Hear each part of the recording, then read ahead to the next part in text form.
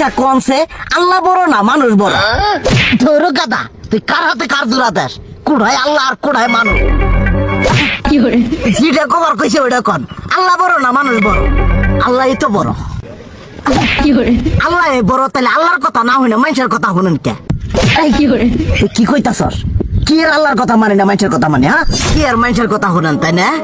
আমনে যে ওইদিনকে ডায়াবেটিসের রোগ নিয়ে যে হাসপাতালে গেলেন, ডাক্তার আপনার কত কিছু খাবার না করলো, সব কিছু না খাই এখন চলতেছেন।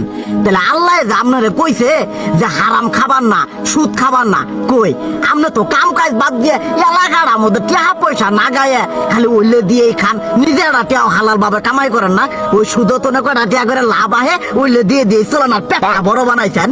শুনেন একটা কথা কই, হারামের কোনোদিন আরাম নাই। হালাল পথে রুজি রোজগার করেন, প্রয়োজনে এরা বেলা কম খায়েন, তাও শরীর পিণ্ডও ভালো থাকবো, কোনো রোগ বেদও হবো না, আরামও পাবেন, আল্লাহও খুশি থাকবো। তুই আমার এইভাবে বুঝাবি আগে কইলি না কে? আসলে এই বিষয়টা তো আমি কখনো মাথায় এইভাবে নিই যে আমাদের কখনো ডাক্তার নিষেধ করলে ঠিকই আমরা নিষেধ মানি, কিন্তু উপর আল্লাহ যে কত কিছু নিষেধ করে দিয়ে সেটা মানি না। আর এই যে হারাম পথে টিয়া পয়সা কামাই করতেছেন, শরীরের মধ্যে দুনিয়া রোগ বেত হয়েছে, দেখা যাইতেছে যা টিয়া হারাম পথে কামাই করতেছেন তার তো বেশি টিয়া মনে করেন জ্বলেই যাইতেছে গা বেশি। আজকের পর থেকে আমি আর এই হারাম সুদ খামো না, আমি হালাল পথে চলবো, হালাল টাকা পয়সা ইনকাম করবো।